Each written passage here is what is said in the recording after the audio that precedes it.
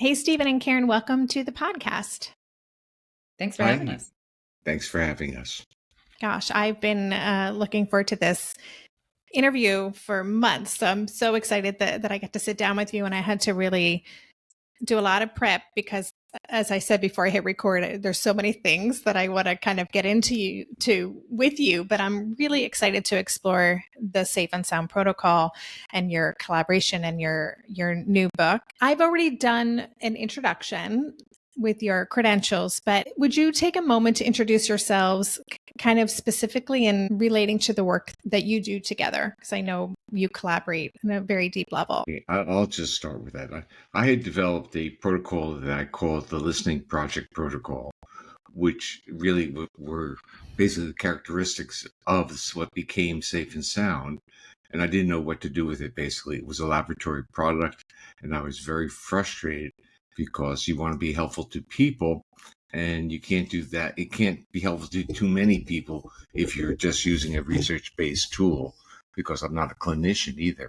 So I had this, let's say, serendipitous opportunity of meeting Karen and Randall Redfield from when they were ILS, Intelligent Listening Systems. And I'll give it to Karen because she'll tell it from the other side.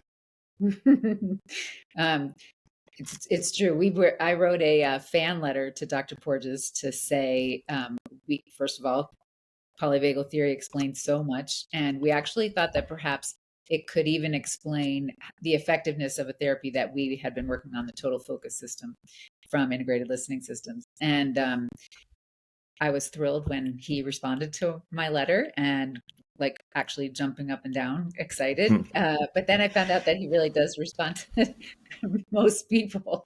Not everyone, Karen, not everyone. Anyway, but he was so generous to invite us to his home to record a podcast with him. And that podcast turned into conversations. We ended up spending the whole afternoon together. And from that afternoon, talked about collaborating on bringing what's now the Safe and Sound protocol, or SSP, into the therapy world. It's been a great journey. It's almost a decade now. And it's been so rewarding, and to hear all of the stories of transformation and change that have come from this small but mighty tool has been really an amazing journey. I'm going to add one other point. It's one thing to come up with an idea of an intervention. It's another one to translate it into practice. And Karen became the guardian of the Safe and Sound protocol. She created the relationships with the therapists, and the product of those relationships happens to be the book.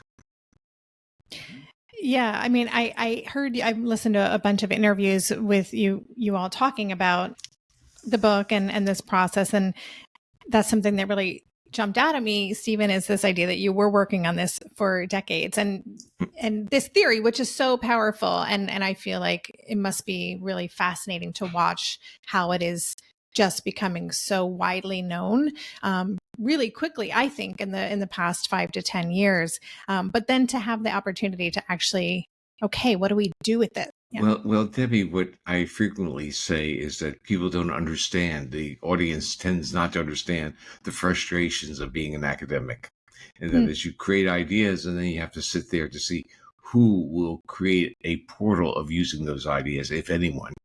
And to me, the Safe and Sound protocol and working with Karen was this extraordinarily rewarding journey in which I could see my ideas having positive impact on humans. Yeah. It's great. It's really I just, that feeling when a collaboration comes together in this way, and I can just see the energy.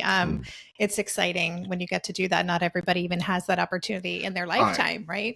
I think you have to start, well, for me, I had to start honoring these opportunities, especially when parents and individuals who had gone through the program would contact me and share their experiences. I remember sharing those emails with Karen saying, keep those. We'll write a book about this sometime. Yeah. Because they were wonderful stories, and there were stories that needed to be heard. That actually brings up the point. Sorry to just make sure that we're clear to say that This wasn't just a collaboration between Steve and me and Randall, but all of the early SSP providers were collaborators in the development of SSP and in creating protocols for delivery. And without them and their stories, SSP and Steve's flexibility, the SSP could be a very different thing, but it's proven to be very effective because of all of that input. Yeah, that's great. Okay, so we are going to spend the majority of this conversation talking about SSP. However, just for context for this conversation and the origin of the protocol, would you just kind of give us, I'm sure you have like an overview in a way that you kind of explain it, if there are listeners for whom it's a completely new concept. Oh, okay. If you are a parent or a pet owner, how do you talk to your infant and how do you talk to your pets? Well, you use a very melodic voice. But why would a baby or why would a pet recognize that melodic voices trigger a physiological state of calmness and a sense of safety? It's because it's wired into us. So Safe and Sound Protocol leverages this neurophysiological and in a sense genetic basis of why we calm down in the presence of prosodic voices that have intonation. So the Safe and Sound Protocol basically amplifies the prosody in certain frequency bands.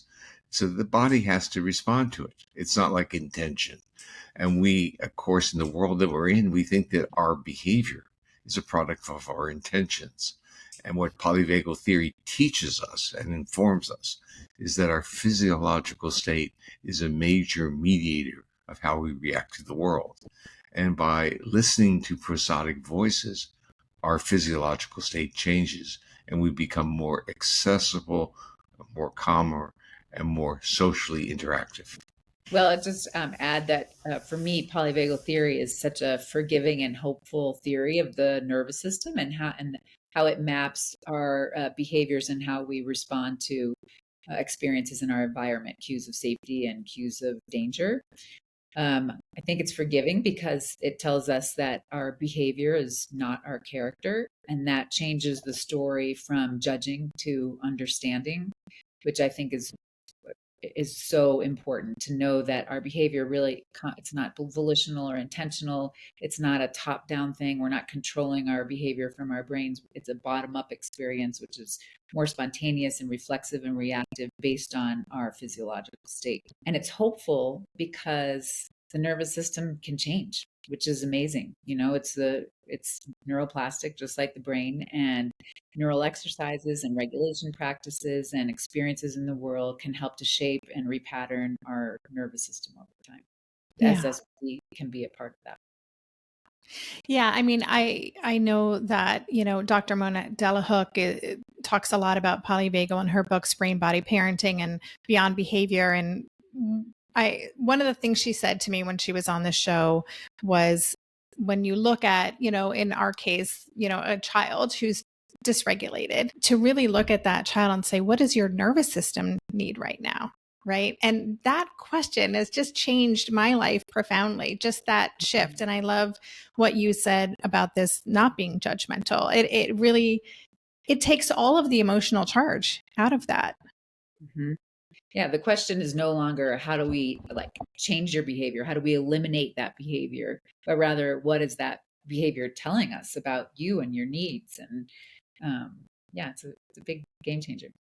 It is a game changer. Okay, so first of all, I read your book, which I thought was great. And for listeners, it's called Safe and Sound, a polyvagal approach for connection, change, and healing. It came out this spring. And I think I was a little afraid that it was going to be way up here, like over my head, and I was going to be struggling to make sense of it. And I really found it so accessible. So I just want to just acknowledge that. You're sharing a lot of neuroscience in a way that I think is really understandable, and the examples and the case studies are so wonderful. But if you could talk to us a little bit about what is this protocol doing? You talked about it, in broad strokes, Stephen, but what is happening inside our brain? Okay. You can't even start there. We have to start in a sense, the evolution of mammalian species. And then this becomes for neuroscientists, it becomes a very interesting story. So I don't know if everyone will see the enthusiasm that I have for this. But what happened as mammals evolved it's basically an ancient common ancestor for reptiles and mammals. But what made mammals different? Mammals were different because their physiological state was being conveyed in their voice and facial expressivity. What did that mean? It meant that they were signaling the other that they were safe to come close to or not. So everything in mammals' lives are really signaling the other. Are you safe to come close to? Am I safe to come close to you?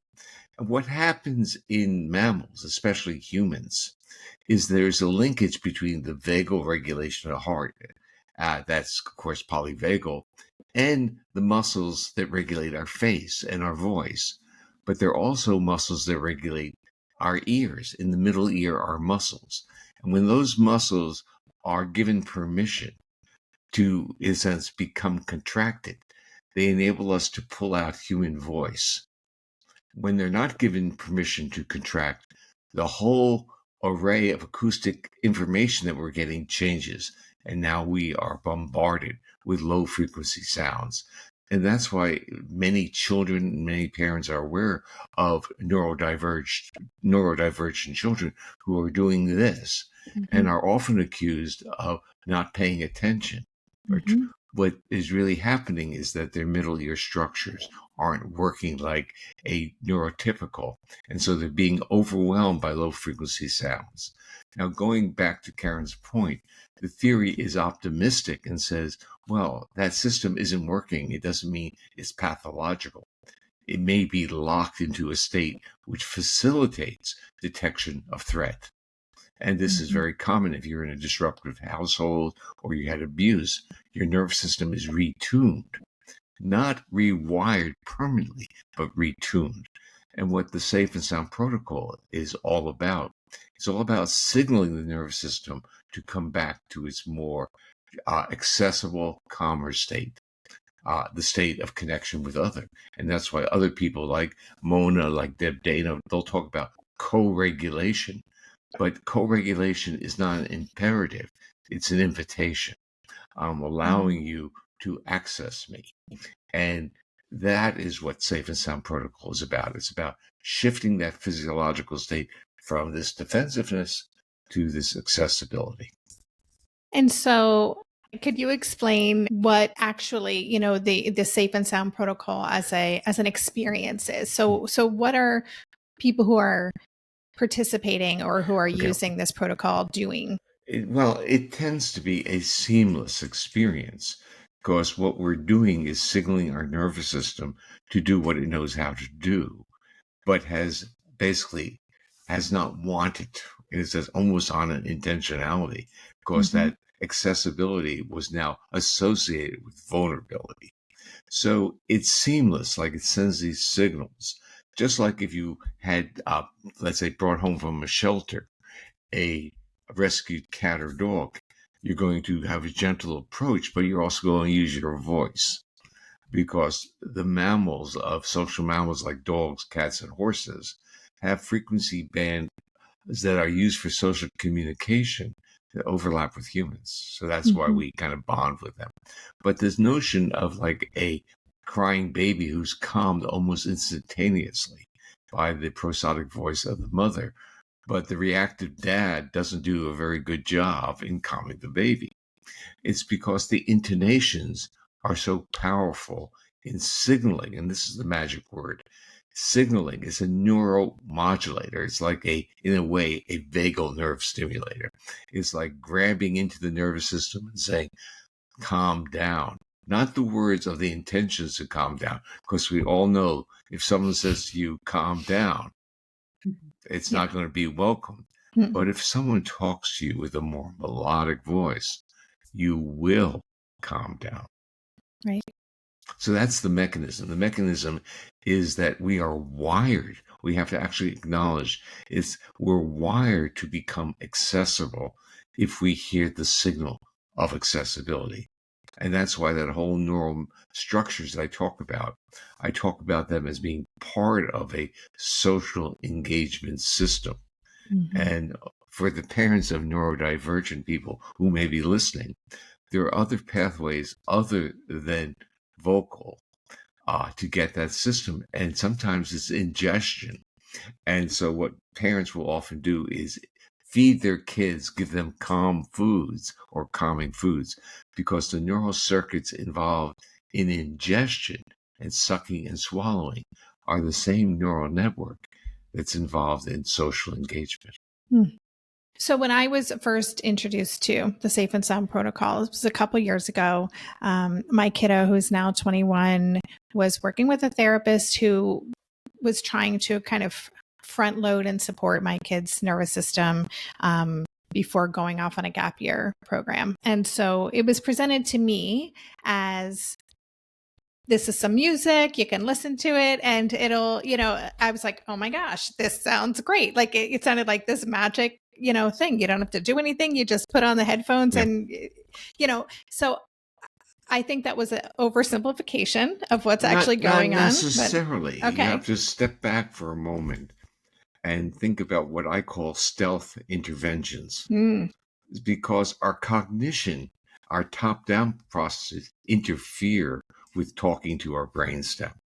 So when our cortex starts playing its role, like we call it stress or work or memorization, mental effort, our brainstem is suffering. It's literally in pain. It's disrupting its homeostatic functions.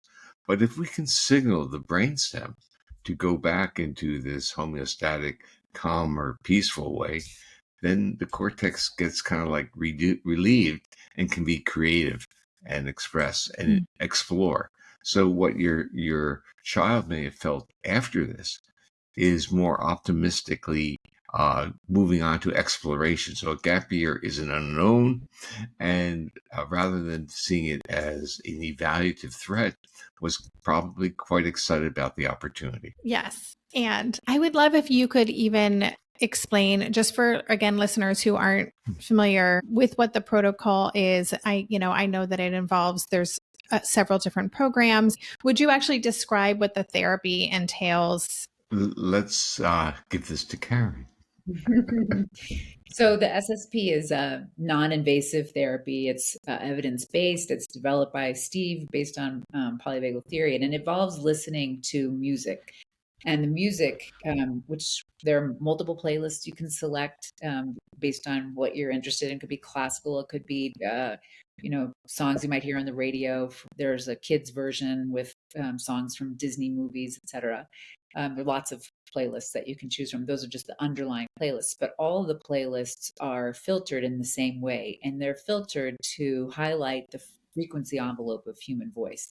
That's so what Steve was talking about, how salient it is for us to hear a warm melodic voice, and how safe that makes us feel.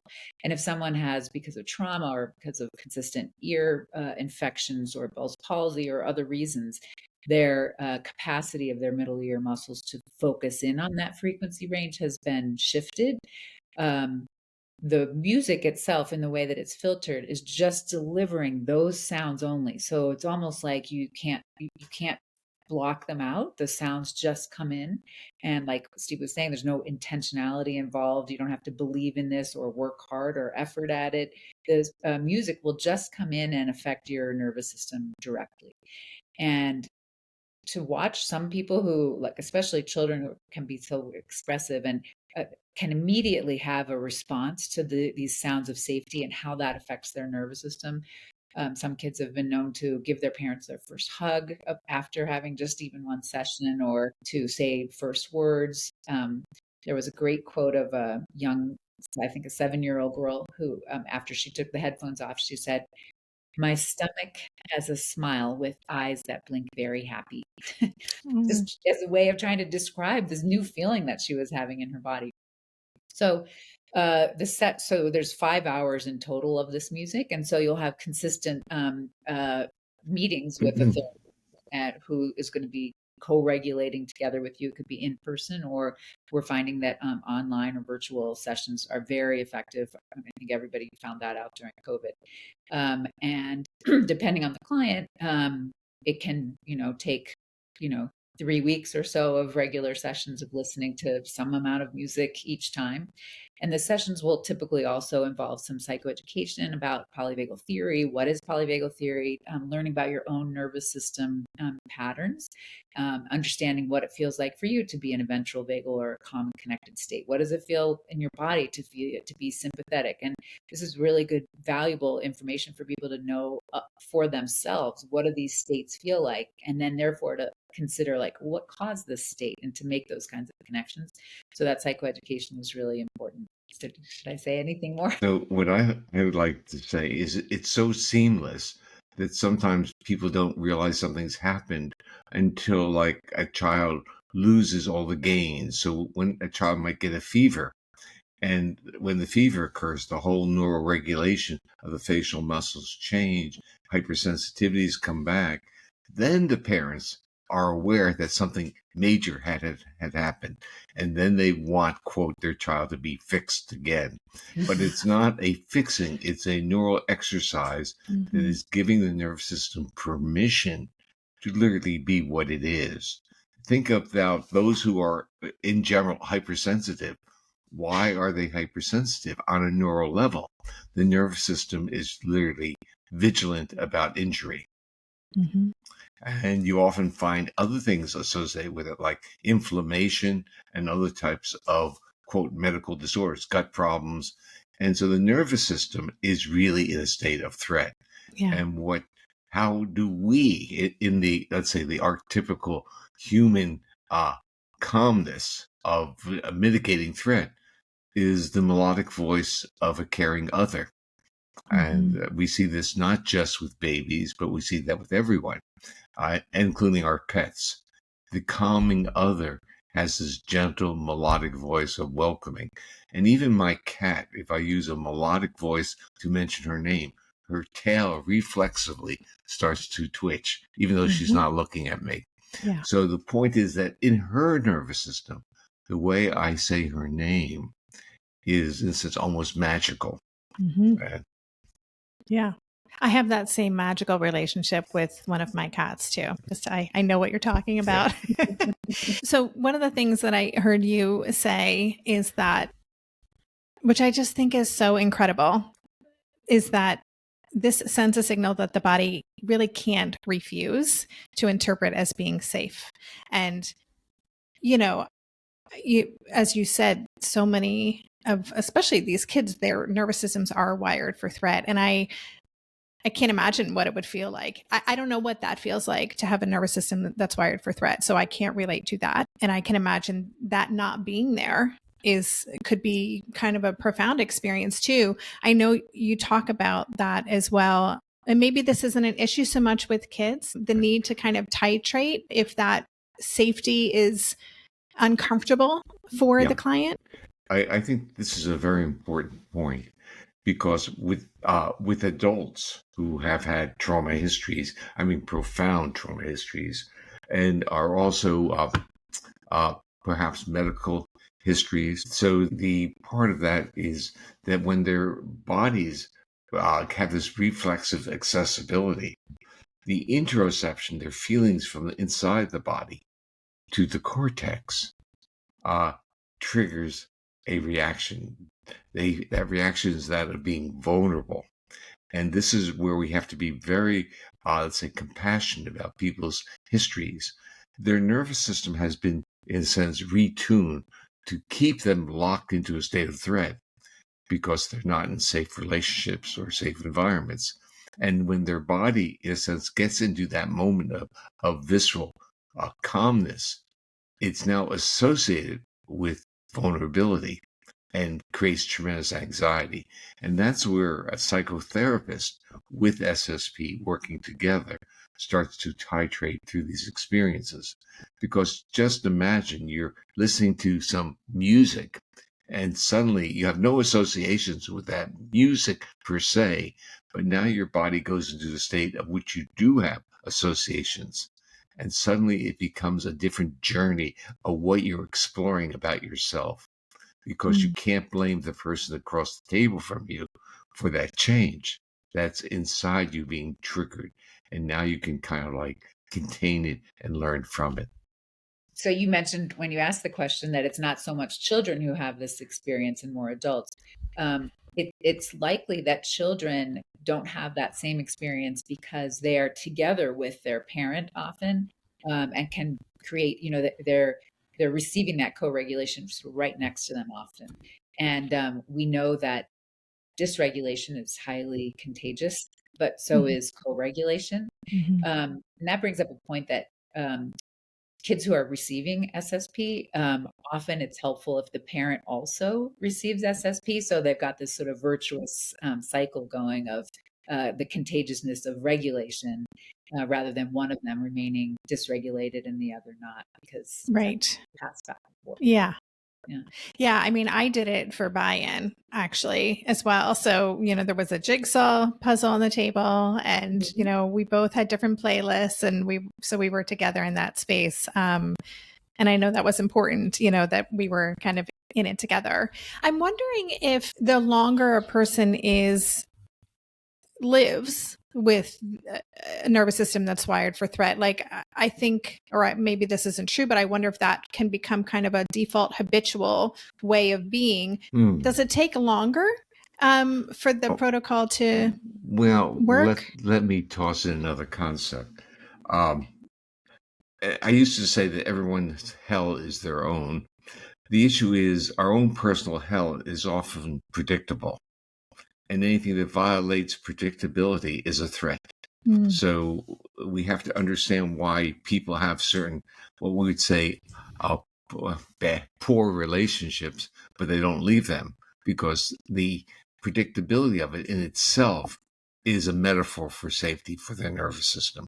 So the whole issue here is that our nervous system reacts to these things, and we don't like new experiences.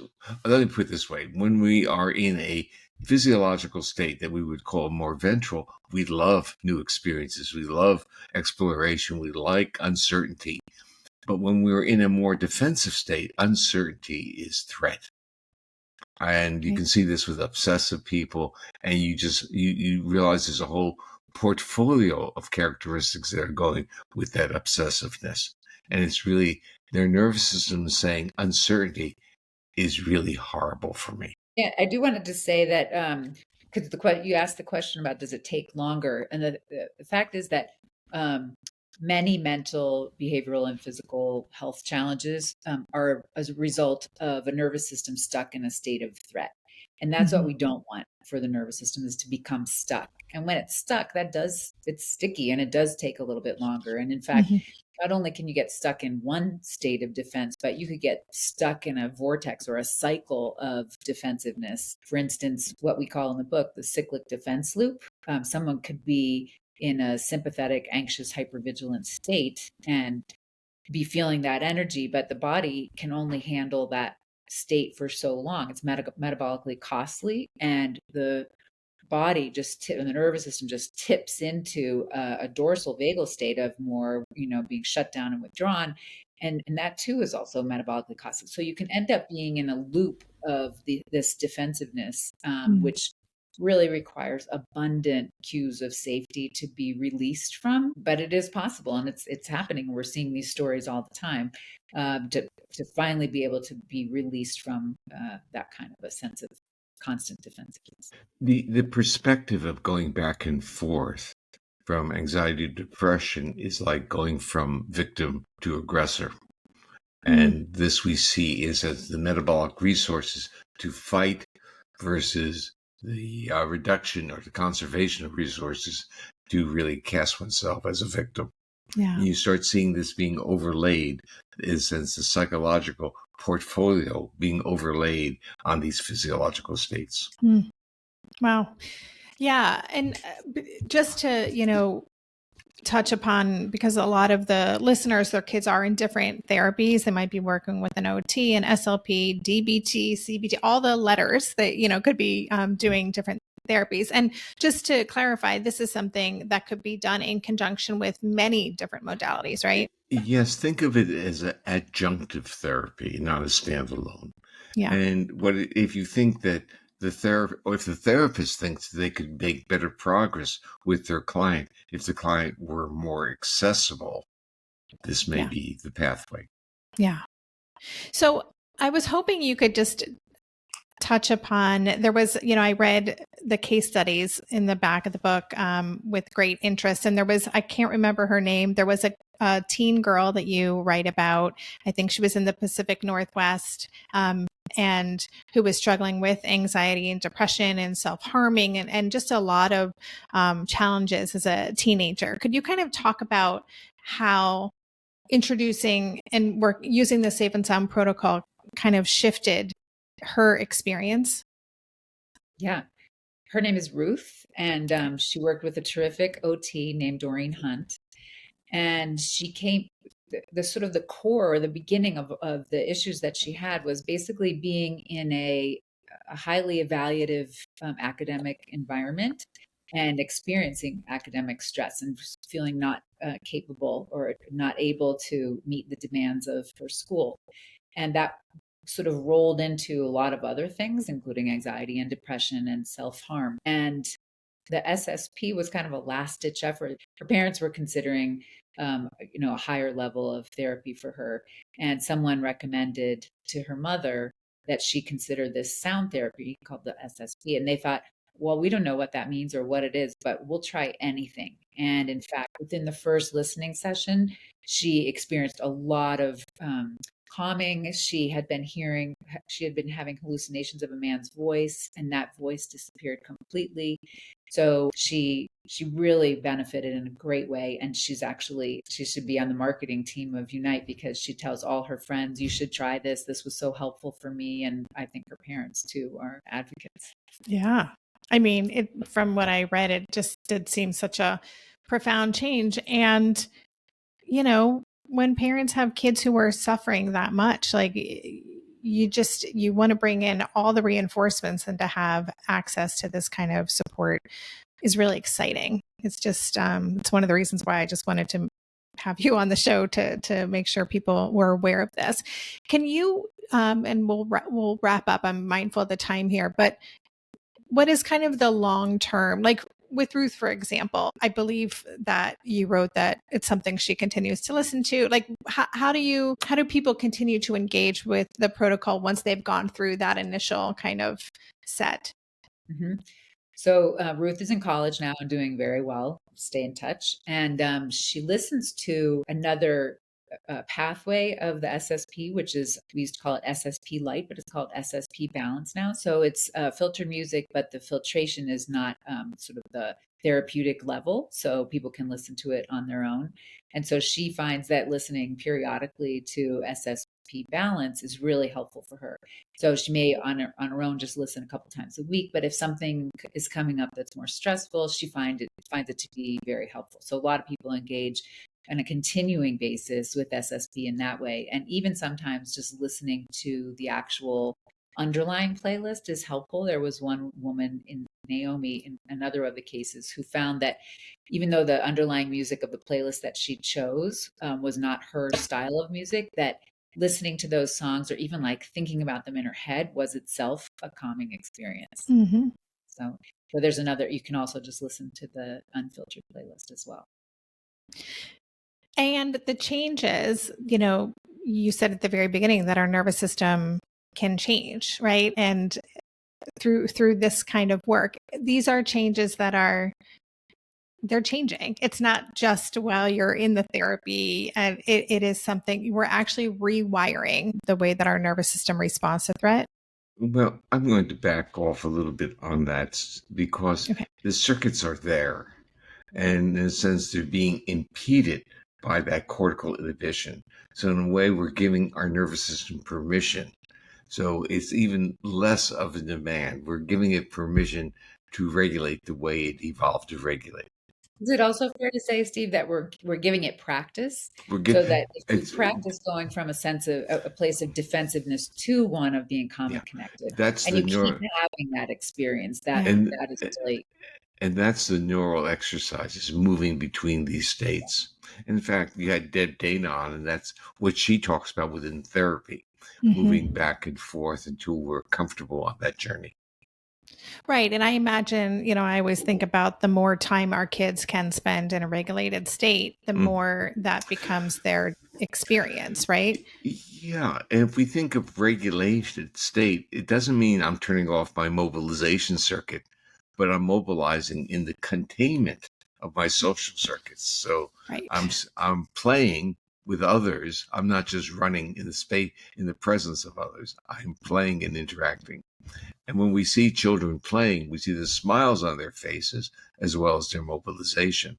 And when we see just mobilization without the smiles, we don't know what's going on. We think they might be frightened or something bad might be happening. Right.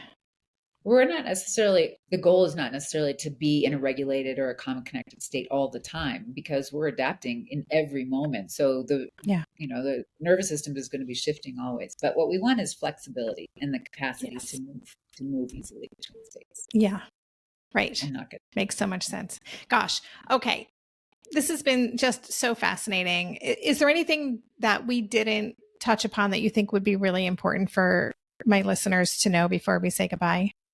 I think mentioning that a group that will benefit almost, I would say, universally is a group that has auditory hypersensitivities. And actually, that's where it started from. But the protocol actually can work for many other things. But if you're auditorily hypersensitive, it's kind of a signal that your body is stuck in a state of hypervigilance and threat. Yeah. And to define that, just, are we talking about people with sensory processing differences, which we know most neurodivergent people experience? Yes, but we are really saying that the filters that dampen those low frequency sounds are turned off. Those filters don't work. They work, but they can't be recruited because it's more important. The priority of that individual's nervous system is now tuned to detect those frequencies because those are predator frequencies. So it's not like you're doing this intentionally. Your nervous system is retuned to be hypervigilant, and it puts them in a different space of life experiences. And what we can do with SSP, if we're many, is enable that system to come back on board. Karen, anything you want to add? Yeah. I just hope that a conversation like this, or reading the book, even just reading the cases, offers a sense of hope, because that's what the SSP is offering, and that's why we wrote the book together, and that's why Steve developed this therapy. So we hope that it helps as many people as possible. Well, yes. I mean, I certainly feel very excited. I literally was, you should hear that. Like my whole family, it was a very family experience, me reading your book. So it is very exciting and hopeful. So thank you for doing this work and for making it accessible. I want to mention the name of the book again. It's Safe and Sound, a polyvagal approach for connection, change, and healing. Listeners, I have an extensive show notes page, so there'll be a lot of resources everywhere that you can connect with Stephen and Karen and find the book and the conversation with Deb Dana and those conversations with Mona. I'll have those in the show notes as well. So thank you so much to both of you. I've so enjoyed getting to connect with you today. Well, thank you, Debbie.